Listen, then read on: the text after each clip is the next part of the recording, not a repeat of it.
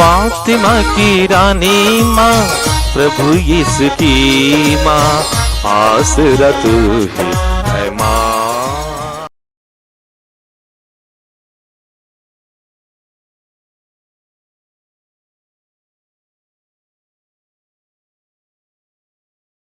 पहला पाठ नबी यिर्मयाह का ग्रंथ, अध्याय 31, पद संख्याएं 1 से 7 तक। प्रभु की वाणी यह कहती हुई सुनाई पड़ी, मैं इस्राएल के सब वंशों का ईश्वर होऊंगा और वे मेरी प्रजा होंगे। प्रभु यह कहता है, जो लोग तलवार से बच गए उन्हें मरुभूमि में कृपा प्राप्त हो गई है।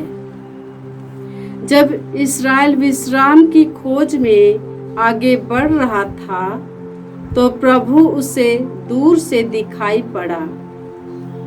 मैं अनंत काल से तुमको प्यार करता आ रहा हूँ, इसलिए मेरी कृपा दृष्टि निरंतर तुम पर बनी रहे। हे कुमारी इस्राएल, मैं तुम्हें फिर बनाऊंगा और तुम्हारा नव निर्माण हो जाएगा। तुम पैरों में नुपुर बांधकर गाने बजाने वालों के साथ नाचोगी। तुम फिर समरिया की पहाड़ियों पर डाक बारियां लगाओगी और जो उन्हें लगाते हैं वे उनके फल खाएंगे। वह दिन आ रहा है जब एफ्राइम के पहाड़ी प्रदेश के पहरेदार यह पुकार कर कहेंगे, आओ हम सियोन चले, हम अपने प्रभु ईश्वर के पास जाएं। क्योंकि प्रभु यह कहता है, याकूब के लिए आनंद के गीत गाओ। जो राष्ट्रों में श्रेष्ठ है उसका जयकार करो, उसका स्तुति गान सुनाओ और पुकार कर कहो, प्रभु ने अपनी प्रजा का, इस्राएल के बचे हुए लोगों का उद्धार किया है। प्रभु की वाणी। ईश्वर को धन्यवाद। भजन अनुवाक्य। चरवाहा जिस तरह अपने झुंड की रक्षा करता है, उसी तरह प्रभु हमारी रक्षा करेगा। चरवाहा जिस तरह अपने झुंड की रक्षा करता है, उसी तरह प्रभु हमारी रक्षा करेगा। हे राष्ट्रों, प्रभु का वचन सुनो। सुदूर द्वीपों तक यह घोषित करो, जिसने इस्राएल को बिखेरा वही उससे एकत्र करेगा और उसकी रक्षा करेगा, जैसा कि चरवाहा अपने झुंड की रक्षा करता है। अनुवाक्य। चरवाहा जिस तरह अपने झुंड की रक्षा करता है, उसी तरह प्रभु हमारी रक्षा करेगा। चरवाहा जिस तरह अपने झुंड की रक्षा करता है, उसी तरह प्रभु हमारी रक्षा करेगा। क्योंकि प्रभु ने याकूब का उद्धार किया और उससे उसके शक्तिशाली शत्रु के पंजे से छुड़ाया। वे लौटकर सियोन पर्वत पर आनंद के गीत गाएंगे और प्रभु को दान देने आएंगे। अनुवाक्य। चरवाहा जिस तरह अपने झुंड की रक्षा करता है, उसी तरह प्रभु हमारी रक्षा करेगा। चरवाहा जिस तरह अपने झुंड की रक्षा करता है, उसी तरह प्रभु हमारी रक्षा करेगा। तब कुमारियां उल्लासित होकर नृत्य करेंगी। नवयुवक और वृद्ध एक साथ आनंद मनाएंगे। मैं उनका शोक आनंद में बदल दूंगा और उन्हें सांत्वना प्रदान करूंगा। अनुवाक्य।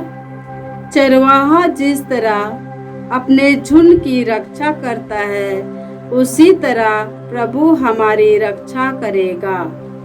चरवाहा जिस तरह अपने झुंड की रक्षा करता है, उसी तरह प्रभु हमारी रक्षा करेगा। जय घोष। हालेलुया। हमारे बीच महान नबी उत्पन्न हुए हैं और ईश्वर ने अपनी प्रजा की स्तुति ली है। हालेलुया। प्रभु आप लोगों के साथ हो और आपकी आत्मा के साथ। संत मत्ती के अनुसार पवित्र सुसमाचार। हे प्रभु तेरी महिमा हो। अध्याय 15 पद संख्या 21 से 28 तक। यीशु ने वहां से विदा होकर तीरुस और सीदोन प्रांतों के लिए प्रस्थान किया। उस प्रदेश की एक कनानी स्त्री आई और पुकार पुकार कर कहने लगी, हे प्रभु दाऊद के पुत्र, मुझ पर दया कीजिए। मेरी बेटी एक अबदूत द्वारा बुरी तरह सताई जा रही है। यीशु ने उन्हें उत्तर नहीं दिया। उनके शिष्यों ने पास आकर उनसे यह निवेदन किया, उसकी बात मानकर उसे विदा कर दीजिए, क्योंकि वह हमारे पीछे पीछे चिल्लाती आ रही है। यीशु ने उत्तर दिया, मैं केवल इस्राएल के घराने की खोई हुई भेड़ों के पास भेजा गया हूँ। इतने में उस स्त्री ने आकर यीशु को दंडवत किया और कहा, प्रभु मेरी सहायता कीजिए। यीशु ने उत्तर दिया, बच्चों की रोटी लेकर पिल्लों के सामने डालना ठीक नहीं है। उसने कहा, जी हाँ प्रभु, फिर भी स्वामी की मेज से गिरा हुआ चूर पिल्ले खाते ही हैं। इस पर यीशु ने उत्तर दिया, हे नारी, तुम्हारा विश्वास महान है, तुम्हारी इच्छा पूरी हो। और उसी क्षण उसकी बेटी अच्छी हो गई। प्रभु का सुसमाचार। हे क्रिस्त तेरी स्तुति हो। जय यीशु क्रिस्त में प्रिय भाई और बहनों, आज का पहला पाठ नबी यिर्मयाह के ग्रंथ से है। अध्याय 31 पद संख्या 1 से 7 तक। फिर आज का भजन भी उसी अध्याय की पद संख्या 10 से 13 तक है। इसमें हमने सुना, ईश्वर कहता है, मैं तुम्हें अनंत काल से प्यार करता आया हूँ। मैं इस्राएल के सब वंशों का ईश्वर होऊंगा और वे मेरी प्रजा होंगे। प्रभु यह कहता है, जो लोग तलवार से बच गए उन्हें मरुभूमि में कृपा प्राप्त हो गई है। जब इस्राएल विश्राम की खोज में आगे बढ़ रहा था, तो प्रभु उसे दूर से दिखाई पड़ा। मैं अनंत काल से तुमको प्यार करता आ रहा हूँ, इसलिए मेरी कृपा दृष्टि निरंतर तुम पर बनी रही। हे कुमारी इस्राएल, मैं तुम्हें फिर बनाऊंगा और तुम्हारा नवनिर्माण हो जाएगा। तुम पैरों में नूपुर बांधकर गाने बजाने वालों के साथ नाचोगी।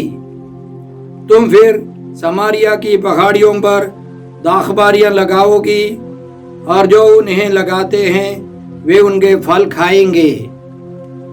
कितने सुंदर वादा है। लेकिन हम जानते हैं कि नबी के जमाने में और उसके बाद भी ये सब पूरे नहीं हुए हैं।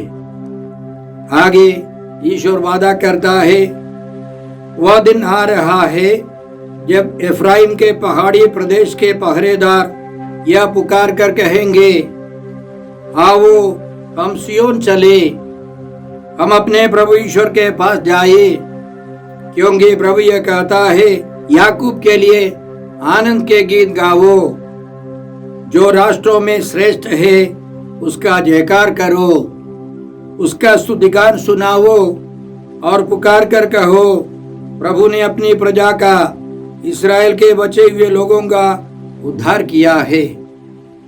कहाँ उद्धार हुआ?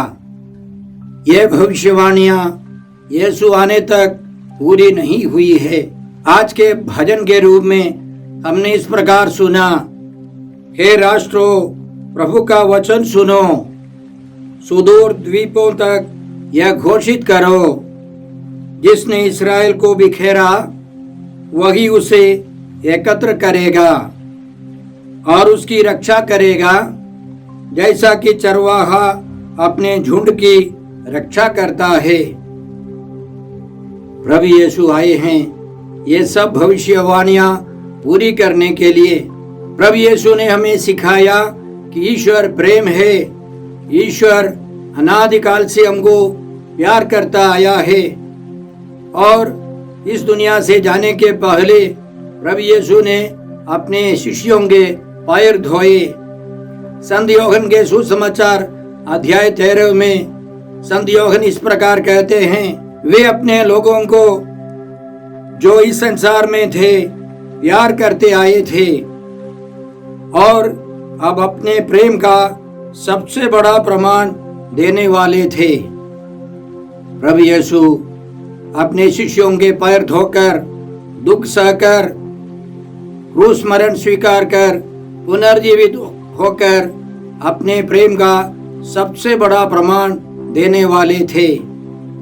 इसलिए अपने शिष्यों को समझाते हुए प्रभु ने कहा, जिस प्रकार पिता ने मुझको प्यार किया है उसी प्रकार मैंने भी तुम लोगों को प्यार किया है, मेरे प्रेम में दृढ़ बने रहो।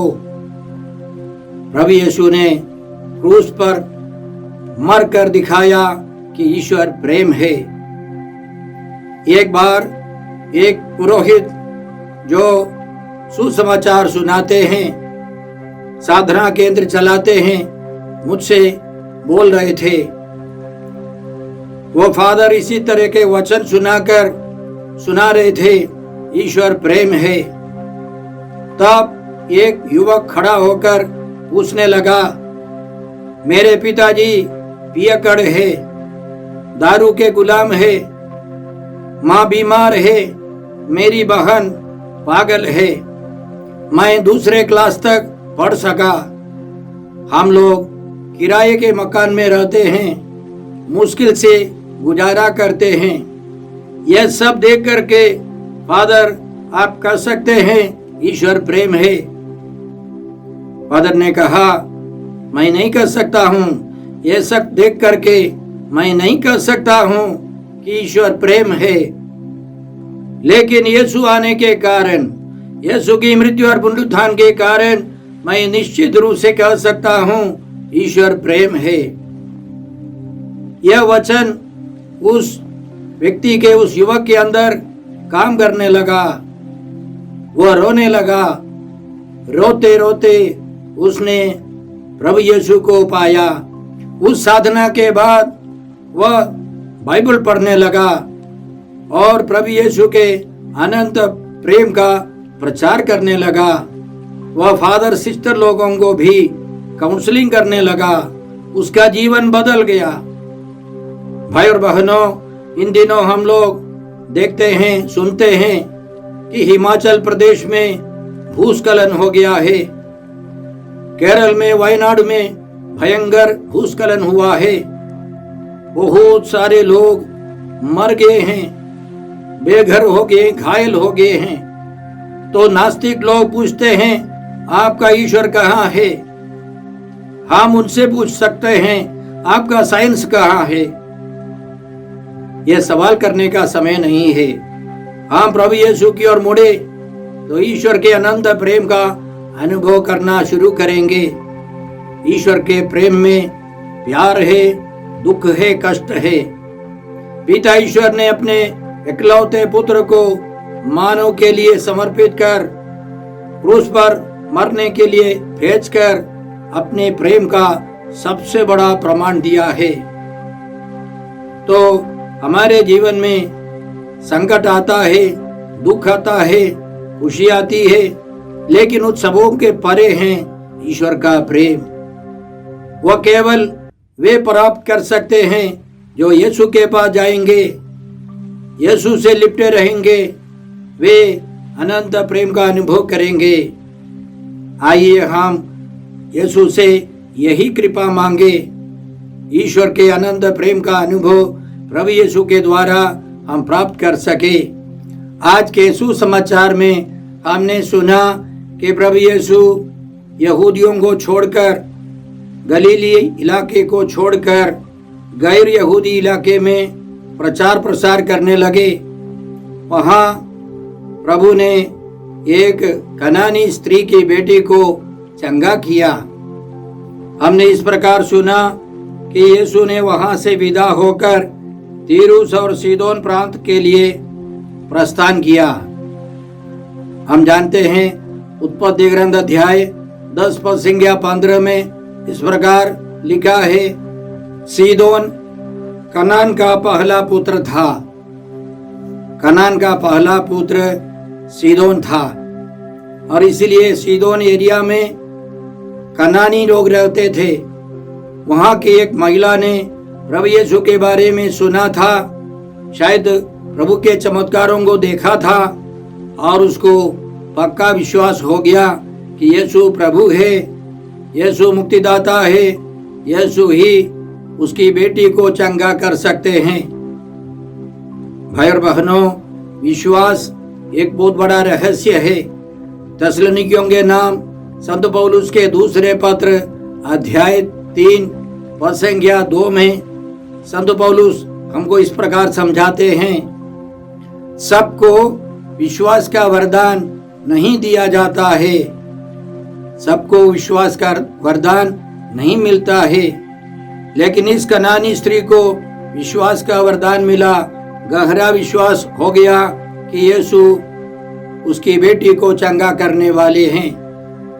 वह यीशु के पीछे पीछे पुकारते पुकारते हुए आ रही थी और यीशु ने शुरू में कुछ नहीं कहा, और जब यीशु के शिष्यों ने आग्रह किया तो प्रभु ने यह घोषणा की, मैं इस्राएल की खोई हुई भेड़ों के पास भेजा गया हूँ। फिर भी वो महिला मानती नहीं है और उसने प्रभु यीशु को दंडवत किया और प्रभु से प्रार्थना की।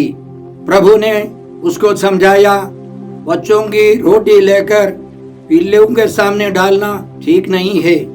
वो मानती है, वह नम्र है और उसने कहा, बात तो ठीक है, यह सही है, लेकिन टेबल के नीचे, मेज के नीचे गिरने वाले चूर बच्चों के हाथ से हो, बड़ों के हाथ से जो नीचे गिरने वाला भोजन पिल्ले खाते ही है।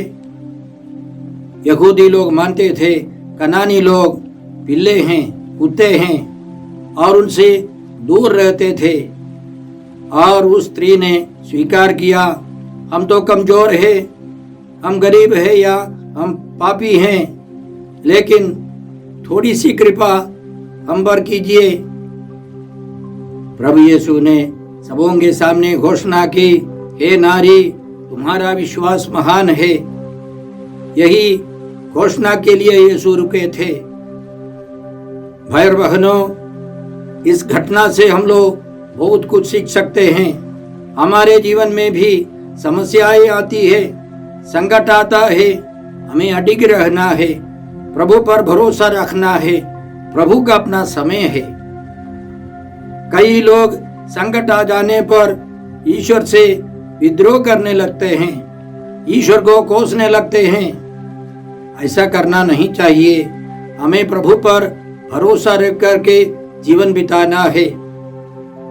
बाइबल पंडितों के अनुसार 2 महिलाओं ने प्रभु यीशु के जीवन को मोड़ दिया है। वे नए मोड़ देने के लिए सक्षम हो गई। पहली महिला है माता मरियम। संत यूहन्ना के सुसमाचार अध्याय 2 में हम लोग पढ़ते हैं, गलीली के काना नगर में विवाह भोज के अवसर पर दाखरस घट गया। माता मरियम ने जाकर अपने पुत्र यीशु मसीह से कहा, उनके पास अंगूरी नहीं है। प्रभु यीशु ने माता मरियम को इस प्रकार बताया, भद्रे, इससे मुझको और आपको क्या, अभी तक मेरा समय नहीं आया है, अभी तक मेरा समय नहीं आया है। भद्रे, यीशु बुलाते हैं माता मरियम को। वह स्त्री जो उत्पत्ति ग्रंथ में ईश्वर ने जो वादा किया है वही है हेवा की बेटी माता मरियम। इसलिए यीशु ने माता मरियम को भद्रे बुलाया और यीशु कहते मेरा समय नहीं आया है। लेकिन माता मरियम छोड़ने वाली नहीं है और उन्होंने सेवकों से कहा कि यीशु जो कुछ कहे वही करना। और इस प्रकार सबसे पहला चमत्कार काना नगर में विवाह भोज के अवसर पर प्रभु यीशु ने किया और अपनी महिमा प्रकट की। और उसी तरह यह कनानी स्त्री प्रभु यीशु की विचारधाराओं में एक नया मोड़ लाती है। उसके कहने पर प्रभु यीशु को साफ मालूम हो गया पिता ईश्वर की इच्छा यह है कि यहूदियों के साथ साथ गैर यहूदियों के बीच में भी प्रचार प्रसार होना है। याद रखे, प्रभु यीशु सच्चा मनुष्य, सच्चा ईश्वर है। उनको भी ईश्वर की इच्छा खोजनी थी क्योंकि वे पूर्ण रूप से मनुष्य, पूर्ण रूप से ईश्वर हैं। वह कनानी स्त्री प्रभु यीशु की प्रेरिताई में परिवर्तन लाई। हम ईश्वर को धन्यवाद देते हैं इन दो महिलाओं के लिए और हमें इन घटनाओं से सीखना है। हमारे परिवारों में हो या पल्लियों में हो, महिलाओं की भूमिका बहुत बड़ी है। वहाँ के नेताओं को सही रास्ता दिखाने में वे विशेष भूमिका निभा सकती है। इसलिए उनकी राय लेना, उनकी बात सुनना यह बहुत जरूरी है। आइए हम प्रभु को धन्यवाद देते हैं आज के चमत्कार के लिए। और प्रभु यीशु हमको यही सिखाते हैं कि महिलाओं को उचित स्थान देना है। उनका विश्वास हमसे भी, पुरुषों से भी ज्यादा गहरा है और उनसे हमें बहुत कुछ सीखना है। आइए हम कृपा मांगते हैं। हे अब्बा पिता, हे प्रभु यीशु, हे पवित्र आत्मा ईश्वर, आज के सारे पवित्र वचनों के लिए हम तुझे धन्यवाद देते हैं और तुझसे प्रार्थना करते हैं कि हम सब प्रभु यीशु के समान दूसरों पर ध्यान दे, दूसरों की बात सुने और उनके विश्वास को माने। हम यह प्रार्थना करते हैं प्रभु क्रिस्त के द्वारा। हमारे प्रभु यीशु क्रिस्त की कृपा, ईश्वर का प्रेम और पवित्र आत्मा का साहचर्य आप सबों को प्राप्त हो। आमीन।